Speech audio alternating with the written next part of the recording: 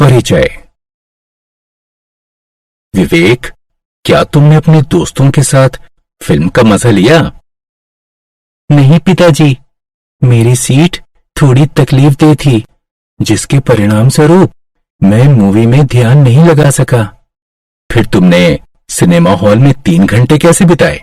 पिताजी, मैंने खुद को एक रोचक प्रयोग में व्यस्त रखा। मैंने हॉल में कुल सीटों की संख्या की गिनती की और उसकी तुलना हमारे घर में कुल कुर्सियों की संख्या से की। बहुत अच्छे विवेक।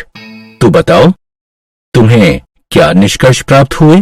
पिताजी, हॉल में कुल 200 सीटें थीं और हमारे घर में कुल 4 कुर्सियां हैं।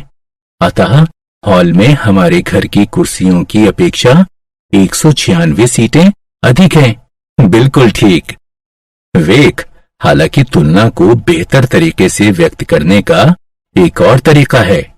हम ये कह सकते हैं कि हॉल में हमारे घर की सीटों की तुलना में 50 गुना अधिक सीटें हैं। बच्चों, क्या तुम जानते हो कि विवेक के पिता ने ये निष्कर्ष कैसे निकाला? ये निष्कर्ष निकालने के लिए विवेक के पिता ने अनुपात का सिद्धांत लगाया। इस पाठ में हम अनुपात और समानुपात के बारे में जानेंगे।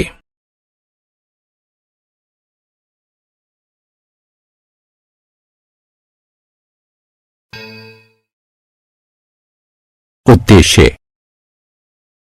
इस पाठ के अंत में आप निम्न करने में सक्षम हो जाएंगे।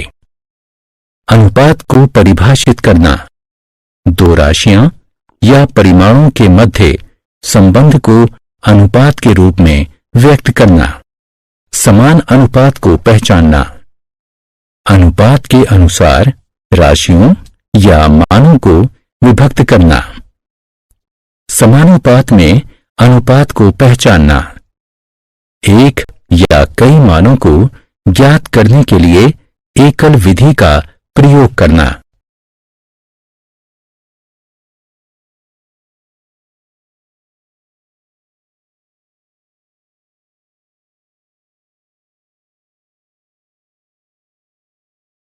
अनुपात। हम प्रायः राशियों तथा मानों की तुलना उनके अंतरों की गणना करके करते हैं। उदाहरण के लिए, मान लीजिए कि दो दोस्तों वरुण और अरुण का वजन क्रमशः 38 किलो और 35 किलो है। हम कहते हैं कि वरुण अरुण से 38 घटा 35 यानी 3 किलो वजनी है। इसी प्रकार ऋतु एक गुलाबी रंग की और दूसरी नीले रंग वाली क्रमशः 350 रुपए और 250 रुपए की कीमत की 2 शर्ट खरीदती है। हम कहते हैं कि गुलाबी शर्ट की कीमत नीले रंग की शर्ट से 100 रुपए अधिक है। यदि मानों की मात्रा बहुत अधिक है, तब अंतर द्वारा तुलना समझ में नहीं आती है। उदाहरण के लिए, मान लीजिए कि हम एक 6 इंच लंबी पेंसिल की तुलना एक 48 इंच के वाइपर के साथ करते हैं। वाइपर पेंसिल से 42 इंच लंबा है। हालांकि वाइपर और पेंसिल की लंबाई में भिन्नता का अंतर स्पष्ट रूप से समझ में नहीं आता है।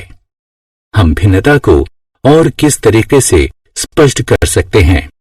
आइए हम खुद से ये प्रश्न करते हैं। एक वाइपर की लंबाई को ढकने के लिए कितनी पेंसिलें पर्याप्त होंगी? उत्तर है 48 भाग 6 यानी 8। दूसरे शब्दों में, वाइपर पेंसिल की अपेक्षा 8 गुना लंबा है। एक राशि को दूसरी राशि के कई गुना के रूप में व्यक्त करना अनुपात कहलाता है। 48 भाग 6 8 भाग 1 के बराबर है। 8 भाग 1 को 8/1 के रूप में भी लिखा जा सकता है। अनुपात को निरूपित करने के लिए कॉलन के चिन्ह का उपयोग किया जाता है। आइए अनुपात के एक और उदाहरण को देखते हैं। तुषार ने एक जीन्स का जोड़ा 1500 रुपए तथा एक बेल्ट 250 रुपए में खरीदा। जीन्स की कीमत बेल्ट की कीमत की तुलना में कितनी गुना है? अनुपात की गणना करने के लिए सर्वप्रथम 1500 को 250 से विभाजित करते हैं। ये ठीक 6/1 की तरह है। इसे अनुपात यानी 6/1 के रूप में व्यक्त कीजिए। इसलिए हम कह सकते हैं कि जीन्स के जोड़े की कीमत बेल्ट की कीमत की तुलना में 6 गुना अधिक है।